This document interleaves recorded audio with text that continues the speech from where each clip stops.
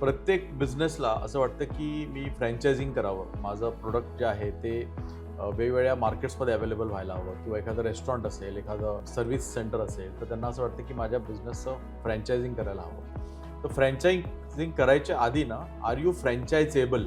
That is also very important. So how do you understand that you are फ्रँचायझेबल?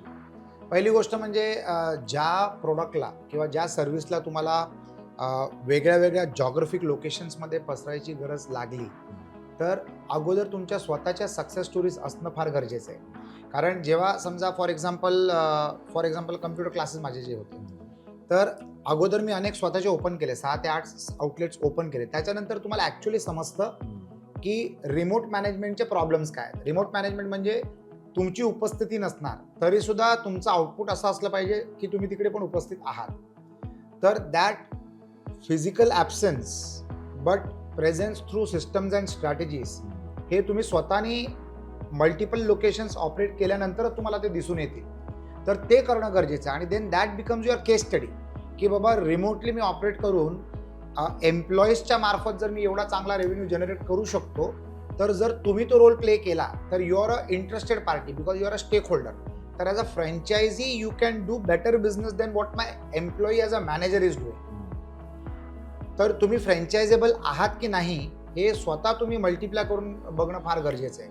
आज लोक एवढं fast झालेले आहेत की ते लोक एक आउटलेट सुरू करतात काहीतरी आणि मग ताबडतोब सेकंडपासूनच फ्रँचायझी द्यायचा प्रयत्न करतात. तर that is not a great story. That is not a great way to take any franchise. तुम्ही कमीत कमी एकापेक्षा जास्ती आउटलेट्सवर अवेलेबल असले पाहिजेत.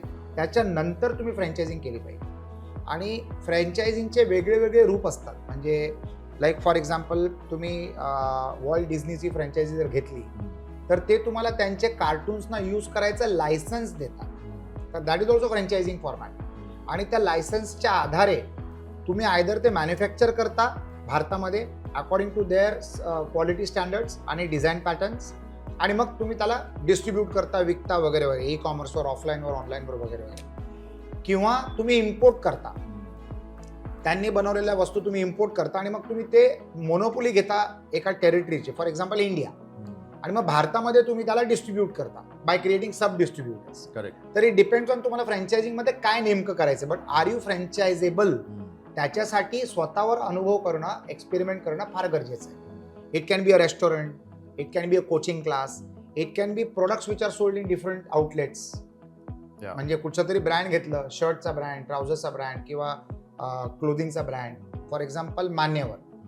तर आता त्यांचे तर स्वतःचेच आउटलेट्स आहेत म्हणा, परंतु तुम्ही अशा कुठच्या तरी ब्रँडला घेऊन त्याच्या क्वालिटीवर आणि त्यांच्या गुडविलच्या आधारे तुम्ही त्याला मल्टिप्लाय करू शकता का, हे तुम्ही बघणं गरजेचं आहे. आणि तुमचा प्रोडक्ट तसा असला पाहिजे.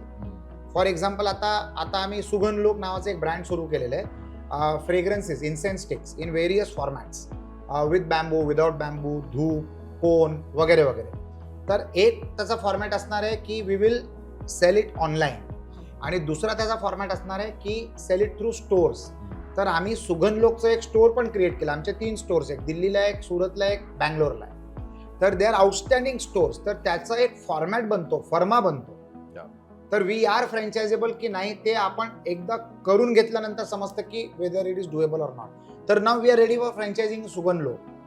तर त्याचं स्टँडर्ड पॅटर्न, प्रोडक्टचं डिस्प्लेची फॉर्मॅट, टेस्टर्स की तुम्ही तिकडे फ्रेग्रन्सेस कसं टेस्ट करणार, याची एक system and process is in place, SOP is in place. हे सगळं घडवल्यानंतर आता आम्हाला समजलं की we are franchisable. So now we will franchise Sugandh. Great.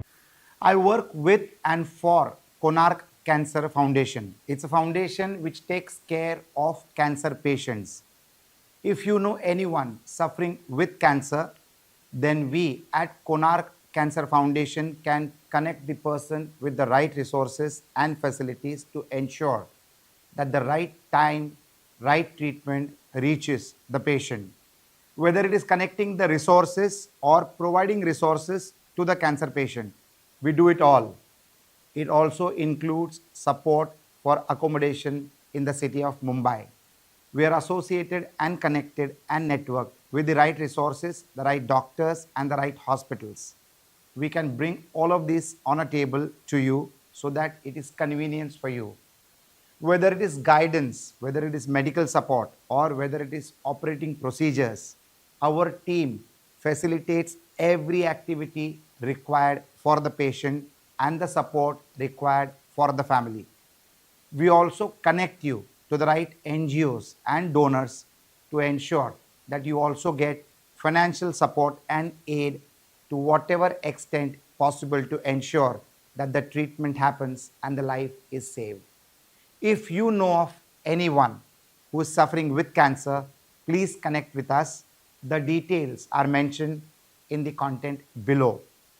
Konark Cancer Foundation is an NGO. It's a not-for-profit organization, and we have lots of volunteers which support this good deed. So get in touch with us and help us to save lives. You too can be a part of this movement.